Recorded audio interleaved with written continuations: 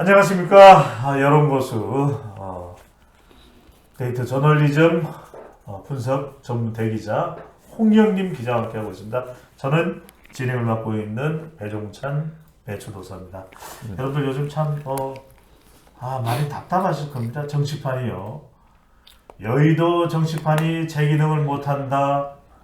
국민들은 곡소리가 나는데 어렵다고 힘들다고, 국민들은 빈살만 방안이 한국의 희망이다라고 부르르 떨고 있는데 정치권은 싸움판. 국민들의 비판이 쏟아지고 있습니다. 자, 이 시점에 검찰의 수사를 받고 있는 더불어민주당의 정진상 당대표 정무실장이 구속됐습니다. 자, 그동안 김용 부원장 이후에 이 이재명 대표 관련한 수사의 핵심은, 복심은 정진상이다라는 얘기가 나왔는데, 이렇게 되면 민주당에 대한 여론 반응, 또 이재명 대표의 코미까지 올라가 있는 수사, 어떻게 되는 겁니까? 일단 뭐 최측근이니까 지금 결국 정진상 실장이 구속됐다라고 하는 거는 뭐 사실 뭐 구속 적부심 심사가 어떤 뭐 이게 재판의 결과도 아니고 유무죄를 판단 내린 건 아니니까 지켜봐야 되는 상황이긴 하지만, 우선 말씀 도중에 죄송합니다만은 법원이 거의 긴 시간 동안 정 실장이 그렇게 강력하게 부인함에도 불구하고 결국 법원이 구속 영장 허가를 내준 결정적인 이유는 뭘까요? 이게 뭐 우선 구속 8시간 10분 동안 그걸 심사했다 그러는데, 뭐 예전에 박근혜 대통령 구속 적부심 심사할 때가 한 9시간이었는데 거의 비견된다. 그 정도로 길었다. 뭐 그렇게 얘기하는데, 저는 개인적으로 했어요. 우리 뭐 그 법조 쪽 출입 기자들하고 뭐 얘기할 때 이거는 뭐 구속이 거의 당연한 거 아니냐. 뭐 구속을 피하기 어렵지 않지 않겠느냐. 네네. 이제 법조 기자들의 반응은 어떻습니까? 이 예상은 어땠습니까? 구속된다고 봤죠. 이제 왜 그러냐면 이 구속 적부심에서 가장 중요하게 보는 게 증거 인멸과 이제 도주잖아요. 근데 이 정진상 실장의 4가지 범죄 혐의 중에 하나가 증거 인멸 교사잖아요. 유동규 씨한테 휴대폰 던져서 버리라고 얘기했잖아요. 그게 4가지 혐의 중에 하나인데, 남 보고 증거 인멸하라고 얘기한 사람이 본인 증거 인멸 안 하겠어요? 그러니까 그게 가장 결정적이었네요. 그렇죠. 저는 나머지 사안들은 진짜 그거는 뭐 재판을 해보거나 아니면 이제 뭐 수사 불구속 상태에서 기소될 수도 있을 텐데. 그럴 수도 있고, 그리고 뭐 어느 정도 검찰이 뭐 수사 자료를 확보하고 있는지 정확히 잘 모르겠지만은 야당이 불만을 가진 건 그거잖아요. 왜 유동규의 말만 갖고 자꾸 이렇게 이 범죄 사실로 올가매느냐, 뭐 이런 거였잖아요. 근데 사실 뭐 딱 떨어지는 건 증거인멸 교사니까 그거는 휴대폰 그거는 어떻게 피하기는 어렵지 않았을까? 저는 그런 생각이 들어요. 그럼 왜 8시간 동안이나 이거 영장 실질심사를 했지? 난 좀 그게 약간 좀 의아하더라고요. 오히려 이게 뭐 시간이 오래 걸리는 게 우리 시청자분들도 좀 궁금할 수 있던데, 홍 기자님이 이렇게 경험상으로 봤을 때는 뭔가 좀 법원이 장고하고 있다. 그래도 고심 끝에 내린 정말 고뇌의 결정이었다. 이렇게 뭐 좀 해석하게끔 만들려고 하는 생각과 의도도 있을까요? 제가 뭐 영장 실질 심사를 받아본 경험은 없으니까 뭐 경험상 제가 그거 아는 건 아니고. 뭐 이제 그래도 오랫동안의 취재 경험이 있으시니까. 일단은 이 정진상 실장이 혐의가 4가지잖아요. 근데 4가지가 많은 사람들, 뭐 저도 그렇지만 굉장히 복잡해요. 4가지가. 이게 4가지 제가 한번 읽어볼게요. 그게 이 특가법상 뇌물. 뇌물이라고 하는 게 대장동 4천여만 정도. 그렇죠. 대장동 관련해서 이제 한국 그리고 부패방지법 위반. 이게 그 위례 신도시 개발 과정에서 이제 뭐 사업자 선정, 뭐 예. 그리고 또 부정초사 후 수뢰. 저는 이런 법적인 용어 잘 예. 모르겠는데 어쨌든 뭐 특혜 제공 대가로 뭐 천화동인 그거를 네네. 뭐 얼마를 약속을 받았다, 예. 지분을 약속받았다. 뭐 사후적으로. 이제 사후적으로 뭐 그런 얘기고. 네. 그럼 네 번째 아까 얘기한 증거인멸교사. 그러니까 이런 것들이 굉장히 복잡한 이 내용들이에요. 내용들이기 때문에 그거를 일일이 다 이제 이 내용은 지금 아직 성남 FC는 들어가지도 않은 겁니다. 들어가지도 않았죠. 네. 그 내용들을 다 이제 확인하려고 하다 보면 이제 이렇게 들어가고, 그리고 이제 최측근인 정진상 실장이 지금 성남 FC 얘기하셨지만 이제 그 구속을 받은 상태에서 이제 이 수사를 하기 때문에 이제는 그 검찰이 수사가 이재명 대표 턱밑까지 갔다. 턱밑까지 갔다. 코밋 아닌가요?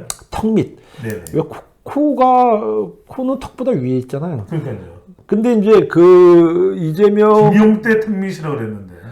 이재명 대표의 수사 관련된 이제 그 수사는 쌍대성이다. 그게 무슨 말입니까? 쌍방울, 예. 대장동, 성남 FC. 그 쌍대성 수사. 최초 개발하신 겁니까? 오늘 아침에 조선일보 이면에 크게 나왔어요. 쌍대성. 네. 쌍대성 수사. 그러니까 쌍방울과 관련돼서 이제 쌍대성. 변호사비 대납 의혹, 그리고 대장동과 관련해서는 이제 뭐 배임 수사, 그리고 이제 성남 FC 뭐 아까 말씀하셨지만 그 관련해서는 이제 그 제3자 뇌물, 뭐 이거가 지금. 근데 이런 사안들이 그 정 실장, 김용 그 민주연구원 부원장들하고 다 엮여 있어요. 그러다 보니까 이제 그 이재명 대표까지 자, 여기서 궁금한 게 가고 있지 않느냐. 김용 부원장 구속, 정진상 구속, 또 경기도 평화부지사를 했던 이화영 구속. 그렇다면 결국 검찰에서의 판단은 이 모든 구속된 사람들의 배후에 뒤에 바로 이재명 대표가 있다, 이렇게 보는 걸까요?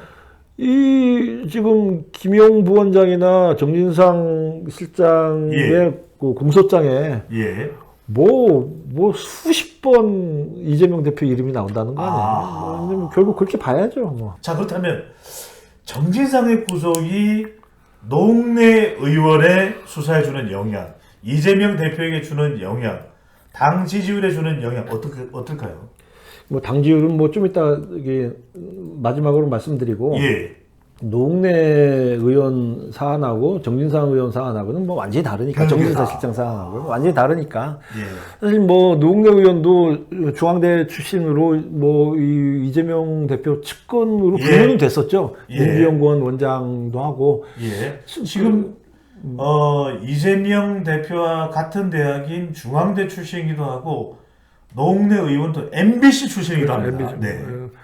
그 아버지 때부터 이제 그 지역의 마포에 이제 국회의원이었었고. 그러니까 지금 MBC, 중앙대 두 개가 지금 걸려 있어요. MBC는 뭐 나오신 지 오래됐으니까. 저는 뭐 꼭 그것까지는 뭐 좀 그렇다 치더라도. 그 오히려 지금 노웅래 의원 사건은 워낙 물증이 뚜렷하기 때문에 워낙 물증이 집에서 돈다발이 발견됐잖아요. 집에서 돈다발도 발견되고 또 이제 준 사람 이게 원래 이제 노웅래 의원을 수사하려고 한 게 아니라 그 누구죠? 그 민주당 이정근 그 사무부총장을 서초구의 지역구를 두고 있는 그 이제 조사를 하다가 뭐 요 사안이 나왔다는 거 아닙니까? 근데 이제 그 이정근 사무부총장과 관련된 조사에서 이 녹취록이 수만 건이 있대요. 검찰이 확보하고 있는 게. 그런데 그렇게 돈다발을 집에 둔다는 것 자체가 흔한 일은 아니지 않습니까? 홍 기자님 집에 돈다발 있어요? 1원도 없어요. 집에 왜 돈을 놔둡니까? 요즘처럼 금리 좋을 때. 한 2, 3천 원 있을 것 같긴 한데 저는 우리 집에. 2, 3천을 왜 놔둬요? 그걸 조동받기 쉽게. 근데 어쨌든 이 노웅래 의원 사건은 그 현금이 그 오락가락 하면서 이제 뭔가에 그거를 더 윗선까지 간다. 자, 당 지지율에 미칠 영향은 어떨까요? 당 지지율. 저는 이제 정상적으로 보면 당 지지율이 만약에 이재명 예. 대표가 소환이 된다. 뭐 이제 그런 상황까지 가면 예. 지지층들이 결집할 수도 있을 텐데. 지지층이 결집을 해도 결국은 이제 그 일부라도 남아있는 중도층들이 빠져나갈 가능성이 있다. 아하.